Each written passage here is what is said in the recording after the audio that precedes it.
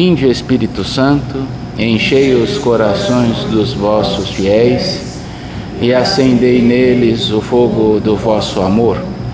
Enviai o vosso Espírito e tudo será criado e renovareis a face da terra. Oremos.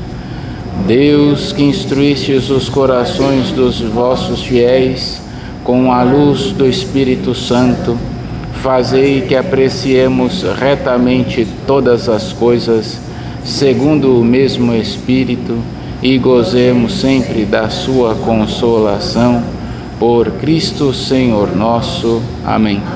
Em nome do Pai, do Filho e do Espírito Santo. Amém. Santa Maria, sede da sabedoria, rogai por nós. Bem-vindos todos, bem-vindo você que nos acompanha pelo canal da Paróquia de São Cristóvão. Eu sou o Padre Maurício, pároco da Paróquia de São Cristóvão aqui em Valinhos, nesses encontros nos quais estamos lendo a Sagrada Escritura. Hoje nós vamos ler a carta de São Pedro neste nosso 31º encontro. Foram já 30 horas. Esta é a 31ª hora da nossa leitura, 31ª hora desse nosso exercício também espiritual. Muito bem, nós vamos ler agora a carta de São Pedro, chamado também Simão, filho de um certo João, da cidade de Betsaida, na Galileia. Ele foi levado por seu irmão André a Jesus, que lhe deu o nome de Cefas, isto é, pedra, ou Pedro, como nós estamos acostumados. Daí em diante, ele seguiu o Senhor. Após a ressurreição, Jesus conferiu-lhe o primado entre os apóstolos. É o servo dos servos do Senhor, aquele que devia conduzir a igreja. Pedro é, pois, o primeiro Papa, a pedra sobre a qual edificarei a minha igreja, como disse o Senhor Jesus. Pedro pregou em Jerusalém e na Palestina, e provavelmente depois de sua libertação da prisão foi para Roma. Alguns anos mais tarde, esteve de novo em Jerusalém para o primeiro concílio da igreja, como nós vimos lá nos Atos dos Apóstolos, e pouco depois em Antioquia, na Síria, como também atestamos pela carta aos Gálatas de São Paulo. No ano de 67, foi martirizado em Roma. O martírio dele com o de São Paulo são próximos. Esta carta é dirigida às comunidades cristãs da Ásia Menor e desde o século IV é designada como católica, que não tem um endereço fixo. Ela é escrita para toda a igreja e toda a igreja se utilizava desta carta. Tendo em conta a prática usual na época, não se pode afirmar seguramente que a carta, tenha sido escrita diretamente por São Pedro. No entanto, logo no começo do texto, a autoria da carta é indicada como sendo de Pedro, apóstolo de Jesus Cristo. Pode ter sido algum discípulo, talvez João Marcos ou algum outro discípulo de Pedro, que possa ter redigido, mas nada impede que São Pedro tenha dito, tenha falado. Nós temos uma tendência nos estudos modernos sobre a Sagrada Escritura, aqueles que são especialistas são chamados exegetas. Eles desconfiam de tudo. Não pode ter sido Pedro, é impossível, está fora de contexto. Eles vão fazendo as análises. Mas o que devemos guardar é que, de fato, são os ensinamentos antes da morte do último apóstolo, que é São João, e são ensinamentos de viva voz do apóstolo Pedro. Pode não ter sido escrito diretamente por São Pedro, mas muito provavelmente de viva voz do apóstolo. Pensa-se que esta carta contém um fundo catequético litúrgico relacionado com a administração do sacramento do batismo, que torna natural que o Pai Nosso tenha sido tomado em conta em sua escrita. Realmente, Pai Nosso, para além da oração perfeita que é, diz-nos como nos devemos dirigir e servir a Deus. Explica-nos em que conta nos devemos ter e como devemos nos comportar com nós mesmos, com os irmãos e com tudo o que existe. É curioso o fato de que sua sequência nos temas da oração dominical pode ser seguida desde o princípio ao fim da epístola. O lugar da composição desta carta é designado no seu texto por Babilônia. Ele escreveu a partir de Babilônia. Do Apocalipse, dos escritos judeus e dos livros proféticos do século I, sabemos que este nome era uma designação simbólica da cidade de Roma. Parece provável que esta carta tenha sido escrita em finais do ano 63 ou princípios de 64.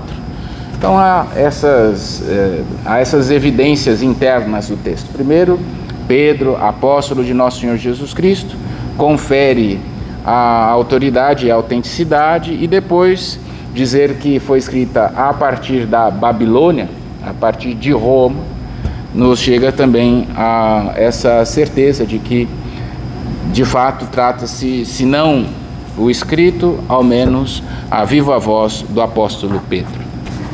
Vamos começar então agora a leitura da carta de São Pedro. Nós vamos ler o capítulo 1, versículo 1. Pedro, apóstolo de Jesus Cristo, aos eleitos que vivem como migrantes da diáspora no Ponto, na Galácia, na Capadócia, na província da Ásia e na Bitínia, eleitos conforme a presciência de Deus Pai e pela santificação do Espírito, para a obediência a Jesus Cristo e a aspersão com o seu sangue. A vós, graça e paz em abundância. Começamos aqui já São Pedro saudando essas comunidades da Ásia Menor, né? O Evangelho costumou seguir esse percurso, saindo ali da Palestina, ensinamentos desceram para o Egito, outros ensinamentos subiram para a Líbia e depois começou a passar no que hoje é chamado de Turquia, que faz ali depois um pouco divisa com o Mar Cáspio, que depois vai seguindo, depois vai cair no Mar Egeu, vai cair na Grécia. Então é esse percursozinho entre ali a Terra Santa e a Europa. Então são todas essas comunidades que haviam nesse percurso, que são a cidade de Ponto, Galácia, Capadócia, Bitínia. São as comunidades, os eleitos. E aqui nós temos a saudação também que usamos na missa, que algumas vezes é uma das propostas, né? Irmãos eleitos segundo a presciência de Deus Pai, pela santificação do Espírito, para a obediência a Jesus Cristo e a aspersão com o seu sangue, graça e paz vos sejam concedidas abundantemente. É uma das possibilidades da saudação na missa. Versículo 3. Bendito seja Deus, o Pai de nosso Senhor Jesus Cristo. Em sua grande misericórdia, pela ressurreição de Jesus Cristo dentre os mortos, Ele nos fez nascer de novo para uma esperança viva, para uma herança que não se desfaz, não se estraga, nem se altera, e que é reservada para vós nos céus. Graças à fé e pelo poder de Deus, estáis guardados para a salvação que deve revelar-se no último tempo. Isso é fonte de alegria para vós, embora seja necessário que no momento estejais por algum tempo aflitos por causa de várias provações. Deste modo, a qualidade de vossa fé, que tem mais valor que o ouro testado no fogo, alcançará louvor, honra e glória no dia da revelação de Jesus Cristo. Sem terdes visto o Senhor, vós o amais. sem que agora o estejais vendo, porém, crendo nele, experimentais a alegria inefável e gloriosa, pois obtereis a meta da vossa fé, ou seja, a vossa salvação. Sobre esta salvação investigaram, perscrutaram os profetas. Eles profetizaram a respeito da graça que estava destinada para vós. Procuraram saber a que época e a que circunstâncias se referia o Espírito de Cristo que estava neles, ao anunciar com antecedência os sofrimentos de Cristo e a glória que viria depois.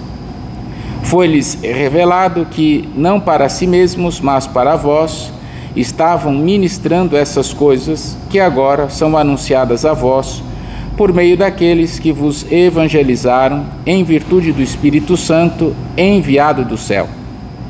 São coisas que até os anjos desejam contemplar. Começamos bem, uma carta já um pouco mais profunda, né? Em pensar que aquele pescador bruto já tenha, ao menos falado tudo isso, já é uma coisa muito grandiosa. E não achem isso impossível. Aqui está. Às vezes os exegetas pecam pela falta de fé. São João Maria Vianney, ele tinha uma dificuldade, ele nasceu ali quando estava para acontecer a Revolução Francesa, ele ficou padre depois da Revolução Francesa, uma confusão, ele não teve uma boa formação. E ele tinha uma dificuldade imensa com o latim, que era necessário para rezar a missa. Então a ordenação dele foi sendo adiada, ele tinha uma vocação mais tardia, mas ele não desanimou, e apesar de toda a sua dificuldade, ao fim da vida, ele tinha uma eloquência muito grandiosa, capaz de convencer princesas, príncipes. Então não duvidem dessa ciência infusa que Deus pode fazer e que Deus pode efetuar.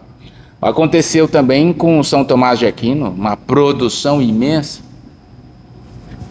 Ele, com menos idade que eu, já tinha produzido imensos livros.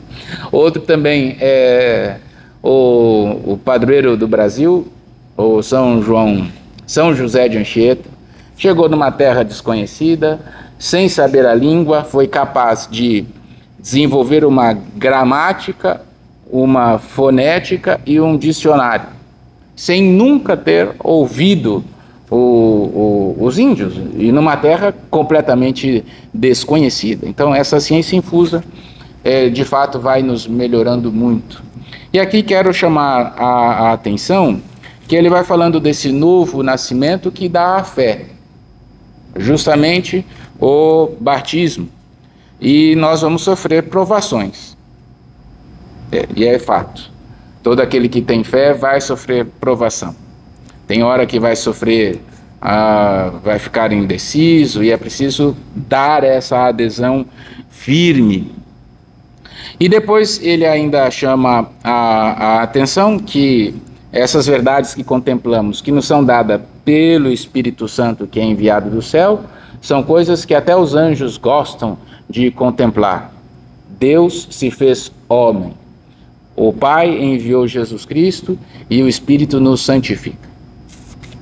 Versículo 13. Por isso, com as vossas mentes preparadas, sede sóbrios, e colocai toda a vossa esperança na graça que vos será oferecida na revelação de Jesus Cristo. Como filhos obedientes, não vos conformeis aos desejos de outrora, quando vivieis na ignorância. Antes, como é santo aquele que vos chamou, tornai-vos santos também vós em todo o vosso proceder. Pois está escrito: sereis santos, porque eu sou santo. Se invocais como Pai aquele que, sem acepção de pessoas, julga a cada um de acordo com as suas obras, vivei no temor o tempo de vossa peregrinação. Tende consciência de que fostes resgatados da vida fútil, transmitida pelos antepassados, não ao preço de coisas perecíveis como a prata ou o ouro, mas pelo precioso sangue de Cristo, Cordeiro sem defeito e sem mancha. Conhecido de antemão, antes da criação do mundo, ele foi, no final dos tempos, manifestado em favor de vós. Por ele, tendes fé em Deus, que o ressuscitou dos mortos e lhe deu a glória, de modo que vossa fé e vossa esperança estejam em Deus. Pela obediência à verdade, vos purificastes para praticar um amor fraterno, sem fingimento. Amai-vos uns aos outros de coração e com ardor. Nascestes de novo, não de uma semente corruptível, mas incorruptível, mediante a palavra de Deus viva e permanente. Pois toda a carne é como erva, e toda a sua glória como a flor da erva. Secou a erva, caiu-lhe a flor. Mas a palavra do Senhor permanece para sempre. Ora, esta é a palavra que vos foi anunciada como Evangelho. Na época de Nosso Senhor Jesus, e também nessa época do apóstolo Pedro, a religião tomava conta do culto, e só. A religião tratava só do culto. E quem tratava do proceder, quem tratava da ética? A filosofia. Então, ser devoto era oferecer incenso.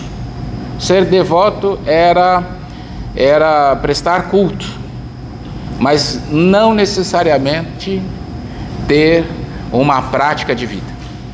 Então, uma coisa era a religião e outra coisa era a filosofia.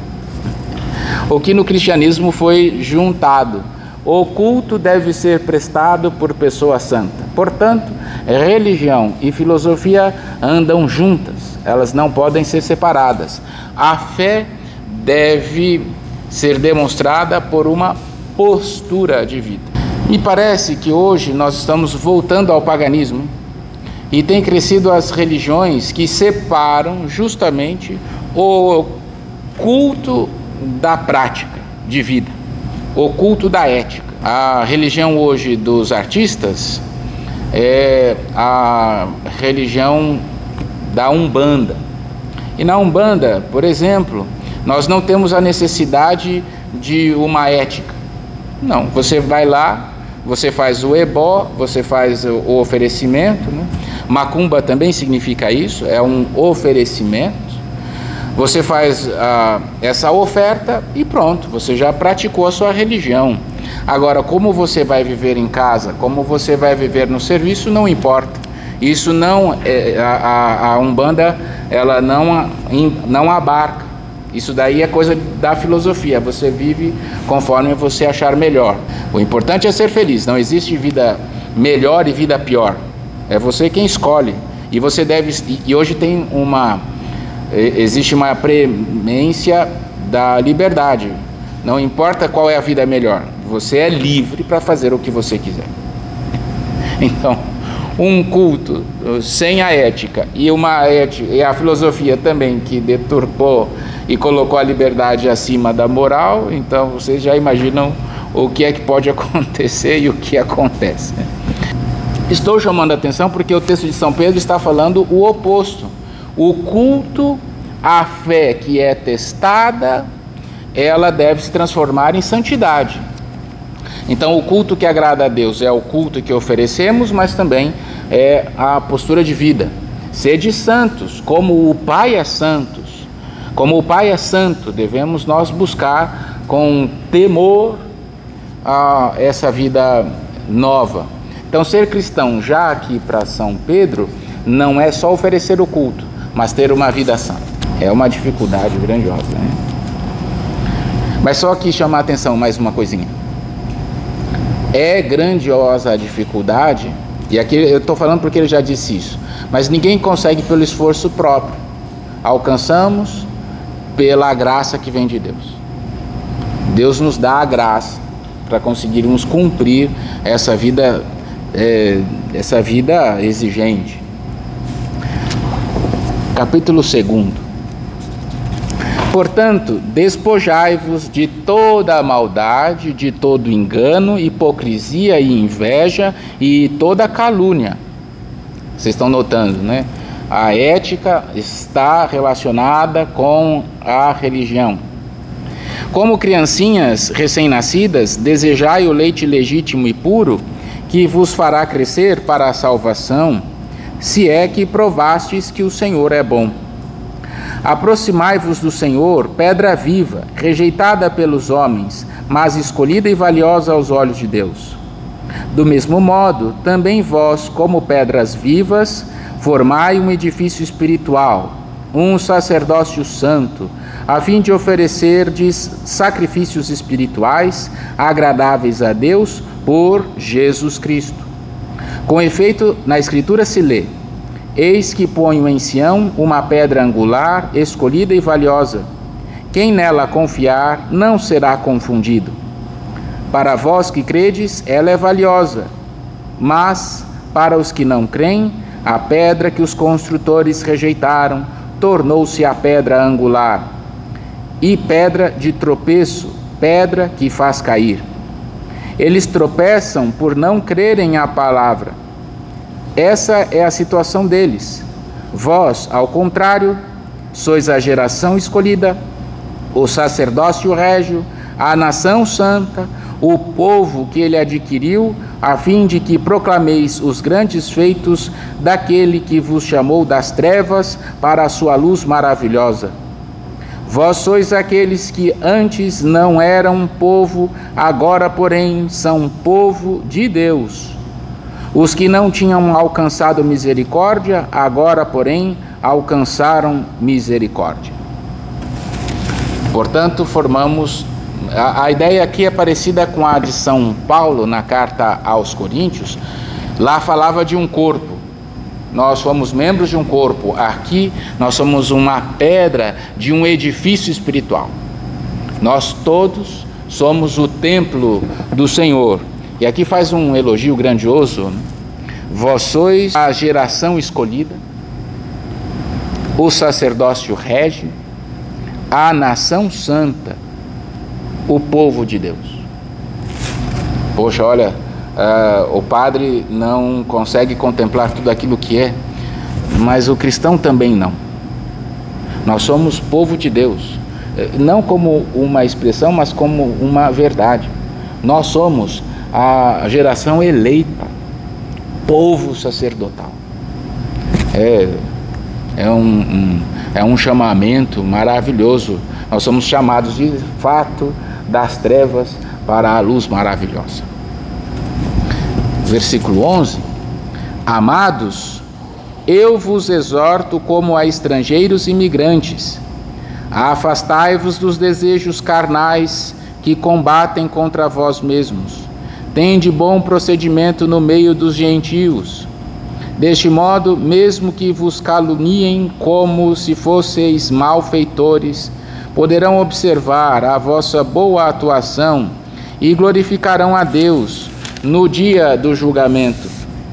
Subordinai-vos a toda a autoridade humana por amor ao Senhor, quer ao rei como soberano, quer aos governantes que por ordem dele castigam os malfeitores e premiam os que fazem o bem. Pois a vontade de Deus é esta, que fazendo bem, caleis a ignorância dos insensatos, como pessoas livres, sem usar a liberdade como um pretexto para o mal. Pelo contrário, vivei como servos de Deus. Honrai a todos, aos irmãos amai, a Deus temei, ao rei honrai. Então o cristão não é subversivo. O cristão deve obedecer às leis, deve obedecer aos soberanos, porque a autoridade foi dada por Deus e Deus lhes cobrará também. Imaginem que os erros de Luís, o rei da França, sobreveio sobre nós a Revolução Francesa. Os erros de Henrique IV sobreveio sobre a Inglaterra a divisão com a Igreja de Roma. Então os reis serão cobrados por tudo isso, Mas o cristão não é subversivo, e nós devemos dar testemunho de uma vida santa, mesmo em meio aos gentios. É difícil ser cristão, viu? Poxa vida, poderíamos lá oferecer incenso, lá e pronto. Mas sabemos que Deus nos ama e cremos no seu amor. No fim, nós somos um objeto de fé de nós mesmos. Deus vai fazer uma obra em nós, essa é a esperança de um cristão. Se for olhar para nós mesmos, não temos força para nada. Mas sabemos que Deus nos ama e Ele vai fazer uma obra. Cremos em nós mesmos. Nós também somos objetos de fé. É um grandioso mistério. Versículo 18. Servos domésticos, submetei-vos aos patrões com todo respeito, não só aos bons e afáveis, mas também aos que são maus. Nisto consiste a graça, sofrer injustamente, suportando as aflições, com a consciência da presença de Deus. Pois que merecimento há em suportar castigo quando se é culpado? Entretanto, se suportais o sofrimento, quando fazeis o bem, isto é grato a Deus. De fato, para isso fostes chamados. Pois também Cristo sofreu por vós, deixando-vos um exemplo, a fim de seguirdes os seus passos. Ele não cometeu pecado algum, nenhum engodo foi encontrado em sua boca. Quando injuriado, não retribuía as injúrias. Atormentado, não ameaçava, antes entregava-se àquele que julga com justiça. Carregou nossos pecados em seu próprio corpo, sobre o lenho da cruz, a fim de que, mortos para os pecados, vivamos para a justiça. Por suas feridas fostes curados. Andáveis errantes como ovelhas, mas agora voltastes ao pastor e guardião de vossa vida.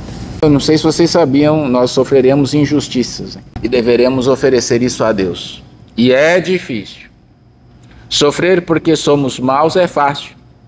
Agora, sofrer sendo bons é só por amor a Deus. Eu costumo orientar algumas pessoas: olha, não ame as pessoas por elas, não. Elas não merecem. Não merecem mesmo. Mas Deus merece no lugar delas. Deus nos ama tanto, então podemos retribuir essas injustiças, essas injúrias. Meus irmãos, vocês vão sofrer injustiças. Às vezes, fazendo o bem, seremos caluniados. Fazendo benfeitoria, seremos tidos por maus. Mas não podemos desanimar, porque sabemos que Deus vê todas as coisas. Capítulo 3. O título aqui já não é bom, hein? As esposas e os maridos. Vamos ver. Vamos ver se São Pedro é tão exigente quanto São Paulo. Da mesma forma, as mulheres sejam submissas a seus maridos. Pronto. Acabou o feminismo, agora eu vou ser cancelado. Acabou com tudo. Assim, os que ainda não obedecem à palavra, sejam conquistados pelo modo de agir de suas mulheres, mesmo sem discursos, pois hão de observar a vossa conduta casta no temor. O vosso adorno não seja o exterior, tais como cabelos trançados, joias de ouro, vestidos luxuosos, mas o interior do coração, marcado pela estabilidade de um espírito suave e sereno, precioso diante de Deus. Era assim que se adornavam outrora as santas mulheres, que colocavam sua esperança em Deus e estavam submissas aos seus maridos. Assim Sara obedecia a Abraão, chamando-o seu senhor. E vós sois filhas de Sara, se praticardes o bem, sem que medo algum vos perturbe. Muitas mulheres conquistaram o marido pela doçura. Quero chamar a atenção da minha irmãzinha. Quando eu falo irmãzinha, assim, é porque eu tenho uma devoção. Amo todos os santos, mas eu tenho uma devoção maior, um pouco. Afeto a gente vai tendo um pouco sem rumo. É preciso ordenar. Mas gosto muito da minha irmãzinha Rita. Margarita de Castro suportou o marido. E ela conseguiu, depois de muito sofrimento, conseguiu a conversão dele. Ela conseguiu não pelo discurso, mas pela doçura. Mulheres, né? Eu vou falar aqui assim com respeito. Hoje nós vemos as mulheres muito masculinizadas. Elas querem vencer tudo pelo combate. E esse poder não é da mulher, é do homem. Os homens que são mais combativos, não à toa que eles são mais competitivos, e alguns, perdendo o controle de si, acabam entrando até em brigas, né? Brigas físicas.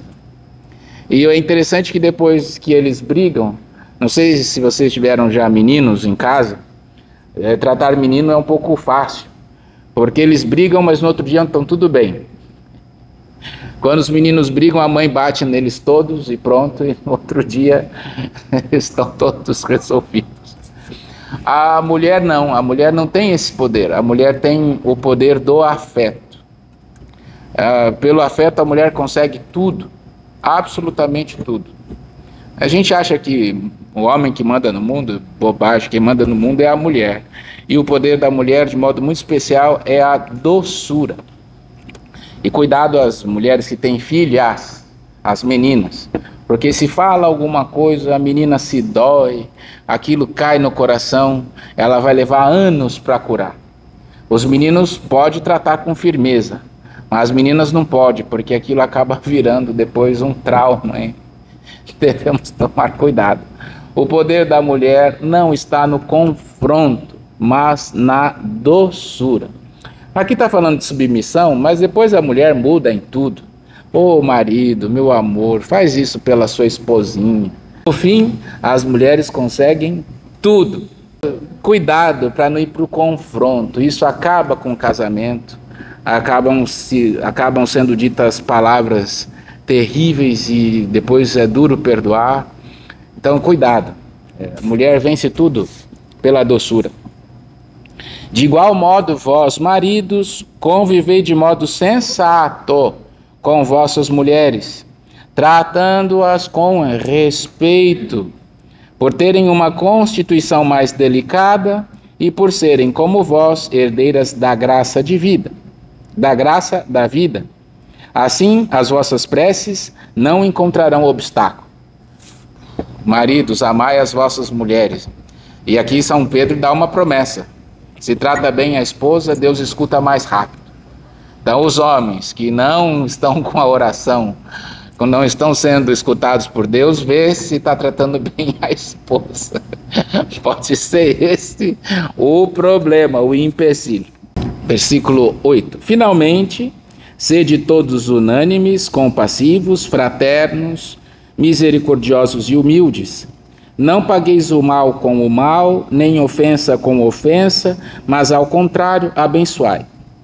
Para isto fostes chamados, para serdes herdeiros da bênção.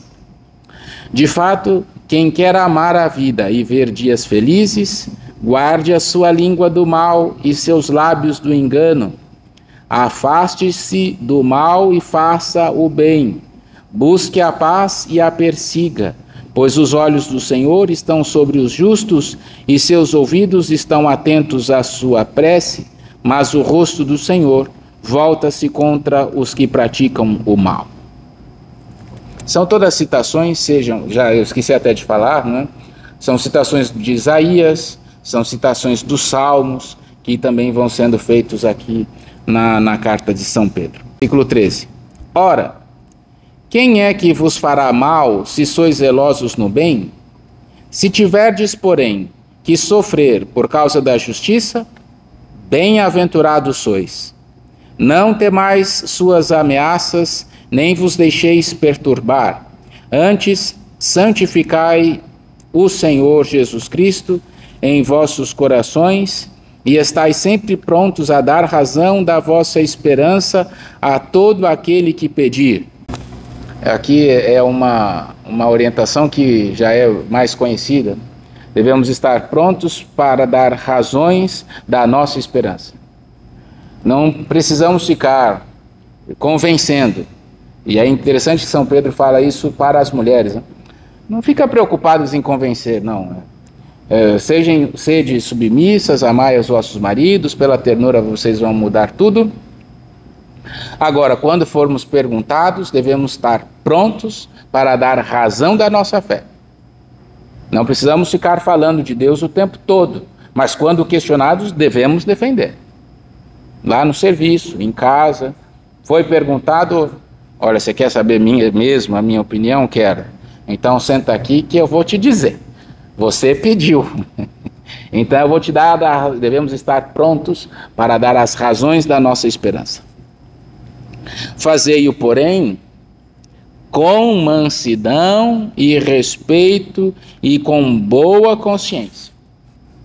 Ficar brigando pela fé, ficar retrucando com aspereza, não é o caminho que São Pedro indica. Então, se alguma coisa fordes difamados, ficarão com vergonha aqueles que difamarem a vossa boa conduta em Cristo. Pois será melhor sofrer praticando o bem, se tal for a vontade de Deus, do que praticando o mal. De fato, também Cristo padeceu, uma vez por todas, por causa dos pecados, o justo pelos injustos, a fim de nos conduzir a Deus. Na carne sofreu a morte, mas recebeu nova vida no Espírito. No Espírito, ele foi também pregar aos espíritos na prisão, aos que haviam sido desobedientes outrora, quando Deus usava de paciência, como nos dias em que Noé construía a arca.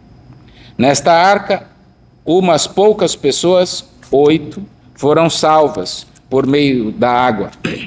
A água prefigura o batismo, que agora salva também a vós.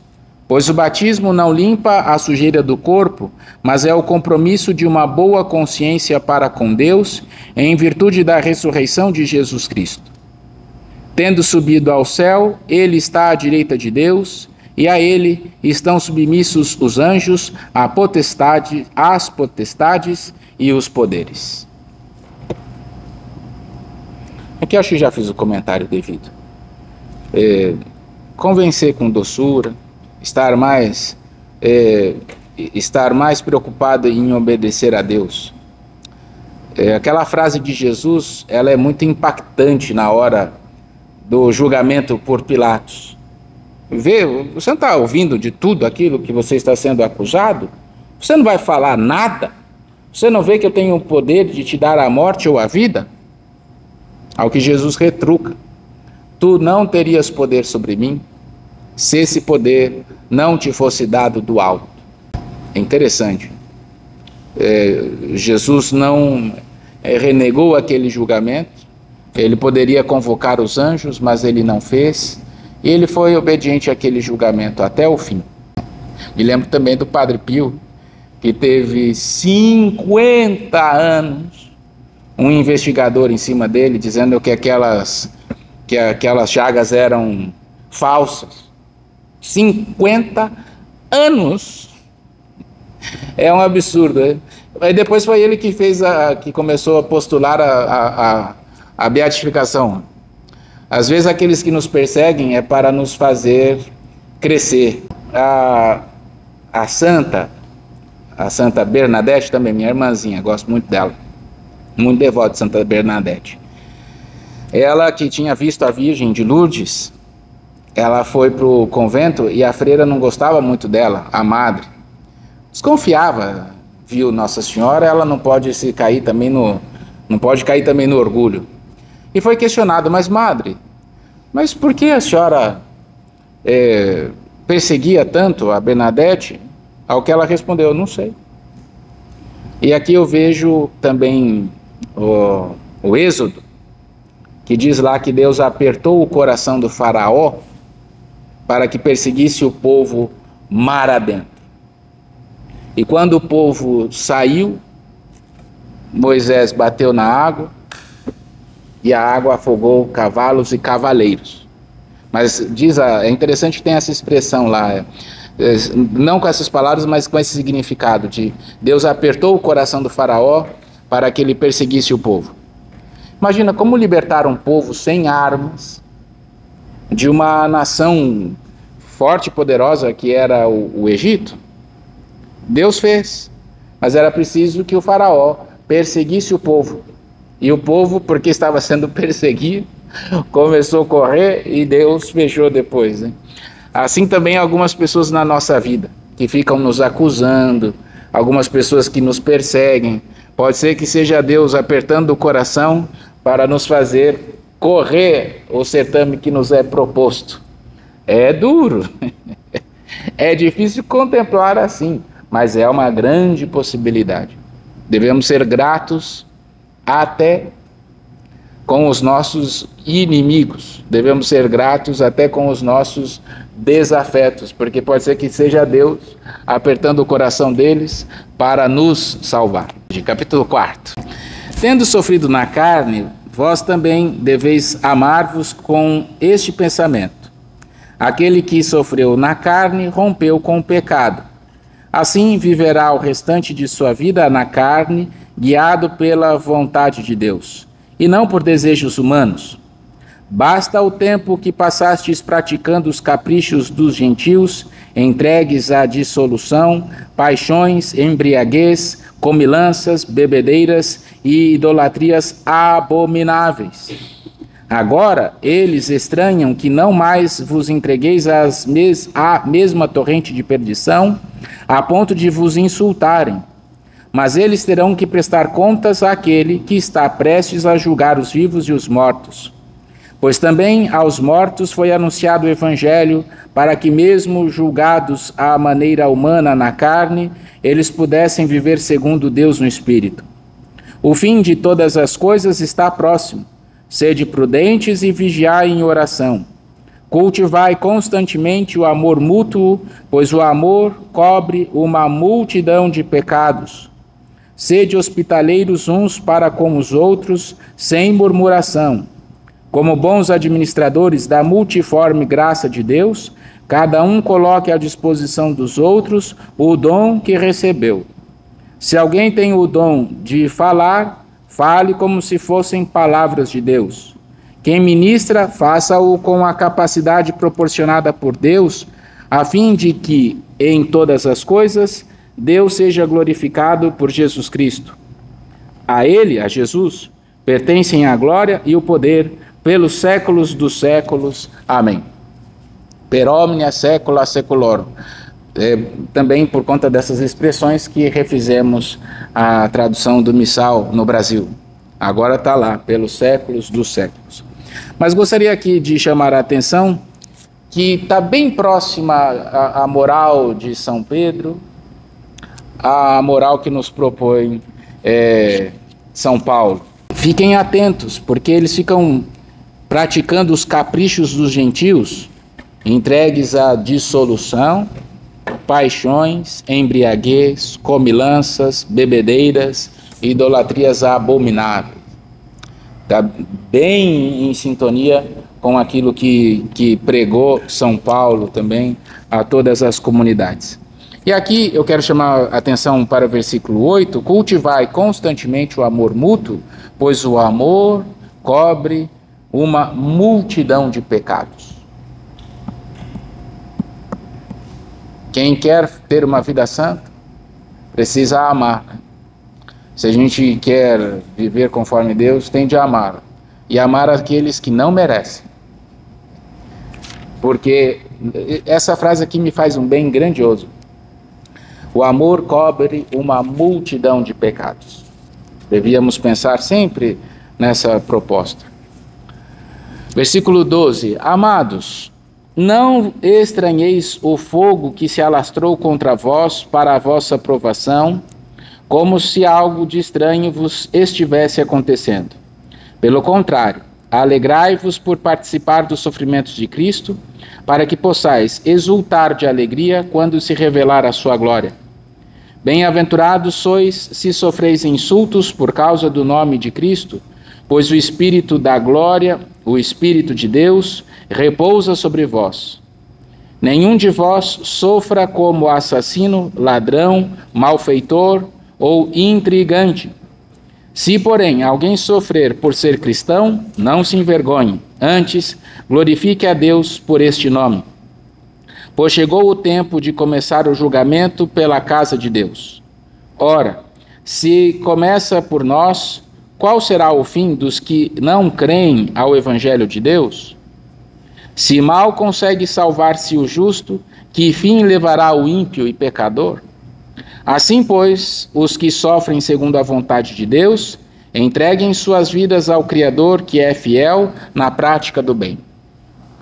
É o período mesmo da perseguição, se queimava a casa do cristão, e devemos ficar tranquilos, devemos entregar as nossas vidas, não fugir e ter honra desse nome. Capítulo 5, capítulo 5, aos anciãos entre vós. Pronto, agora chegou para mim. Dá vontade de pular, mas eu vou ler. Esse ancião aqui são os presbíteros, tá bom? São os padres, os sacerdotes, os padres, os bispos, os anciãos. Aos anciãos, é porque ancião aqui é a tradução do latim. Em grego se diz presbíteroi, aos presbíteros, aos velhos, ancião, aos presbíteros, mas aqui não são os anciãos de idade, mas os que exercem ministério, aos padres, seria uma tradução mais coloquial, mas boa. Aos padres entre vós, eu exorto, padre como eles. Aqui está ancião, vou ler como está. Aos anciãos entre vós, exorto eu, ancião como eles, e testemunha dos sofrimentos de Cristo, participante da glória que está para se revelar. Apacentai o rebanho de Deus confiado a vós. Cuidai dele, não por obrigação, conforme Deus quer, não por interesse vergonhoso, mas de boa vontade, não como dominadores da herança a vós confiada, mas antes como modelos do rebanho. Assim, quando aparecer o pastor supremo, recebereis a coroa imperecível da glória. Igualmente vós, os jovens, sede submissos aos anciãos, revesti-vos todos de humildade no relacionamento mútuo, pois Deus resiste aos soberbos, mas concede sua graça aos humildes. Humilhai-vos, pois, sob a poderosa mão de Deus, para que na hora oportuna ele vos exalte. Lançai sobre ele toda a vossa preocupação, pois ele cuida de vós. Sede sóbrios e vigiai. O vosso adversário, o diabo, vos rodeia como um leão a rugir, procurando a quem devorar. Resisti-lhe firmes na fé, certos de que iguais sofrimentos atingem também os vossos irmãos pelo mundo. Depois de terdes sofrido um pouco, o Deus de toda a graça, que vos chamou para a sua glória eterna, no Cristo Jesus, vos aperfeiçoará, vos confirmará, vos fortalecerá e vos estabelecerá. A ele pertence o domínio pelos séculos dos séculos. Amém. Aqui São Pedro é firme com os padres, hein? Cuidai do rebanho, não por obrigação, mas não por interesse vergonhoso, mas de boa vontade, como dominadores da herança a vós confiada. E aos jovens, escuta os anciãos. Os jovens são muito altivos, São Pedro quer também corrigir isso. Devemos ouvir e ficai vigilantes, pois o vosso adversário, o diabo, vos rodeia como um leão a rugir. Eu tenho a impressão que algumas pessoas não acreditam no diabo. E é, de fato, uma realidade apostólica. Você não precisa acreditar, mas o diabo acredita em você. Cuidado, resistir-lhe firmes na fé.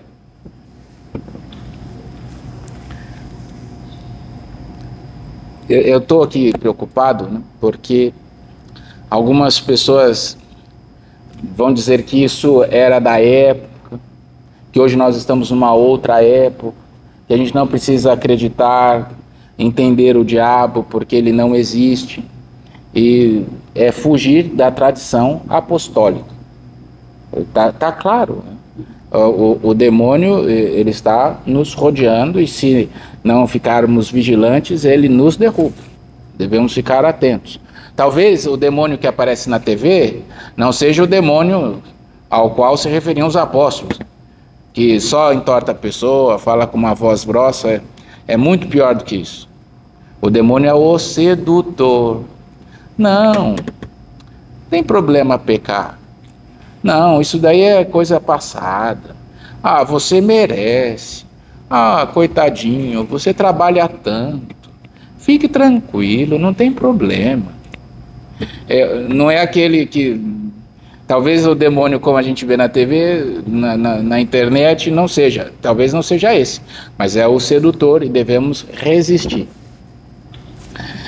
Versículo 12, por meio de Silvano, que considero um irmão de confiança junto a vós, escrevi esta breve carta. Pronto, achamos o autor aqui, quem escreveu.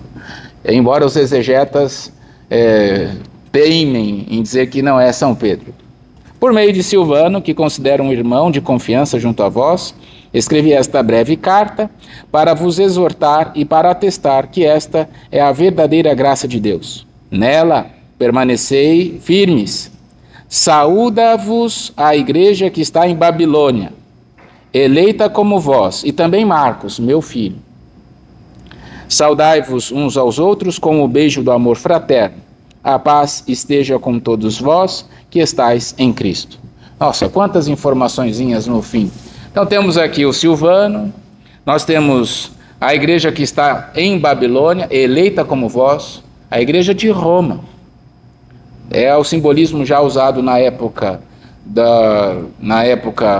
apostólica, porque era uma perseguição grandiosa. Eles matavam os cristãos aos montes, jogavam aos leões. É a grande apostasia, devemos tomar cuidado. Mas interessante que aqui a igreja que está na Babilônia, eleita como vós, vos saúda. Também vos saúda Marcos, meu filho, o evangelista, que é o João Marcos, o menino que escapou lá de Barnabé e Paulo, que ficou com medo e voltou. Esse filho espiritual de São Pedro. É interessante que alguns falam dos padres, né? Reclamam porque São Pedro teve filhos, teve esposa, mas é interessante que ele não fala de filho biológico nenhum, ele fala do filho espiritual, Marcos. E aqui eu gostaria de chamar a atenção também para um assunto que está um pouco em voga, né? Que uma coisa é o sacerdócio dos homens celibatários, o celibato exigido para os homens casados, e outra coisa é a ordenação dos homens solteiros. Às vezes se confundem as coisas. Nosso Senhor Jesus elegeu esses apóstolos e eles passaram a viver sozinhos, por amor a Deus. Quando chega o ano 302, acho que eu já falei sobre isso, então os padres que tivessem filhos deveriam ser exonerados do ministério, porque os homens casados eram chamados também ao celibato, embora tivessem família. Então a esposa funcionava como que a secretária da paróquia, mas eles não tinham uma vida marital mais. Aquele que era eleito para o ministério já vivia o celibato. Depois, um tempo, veio o celibato de homens solteiros, mas todos os que exerciam o ministério deviam exercer o celibato. E é bonito ver que São Pedro adota São Marcos como seu filho espiritual. E vos saúda também Marcos, meu filho. Sabemos que não é o filho biológico, mas o filho espiritual. Assim também os sacerdotes são chamados a serem pais de uma grande multidão por amor a Deus e a Jesus Cristo. Próximo encontro, nós teremos então a segunda carta de São Pedro e já entramos nas cartas de São João, que é uma doçura. São João sempre é de fato discípulo amado, não à toa. E me permitam conceder a minha bênção. O Senhor esteja convosco. Ele está no meio de nós. Abençoe-vos Deus Todo-Poderoso, Pai e Filho e Espírito Santo. Amém.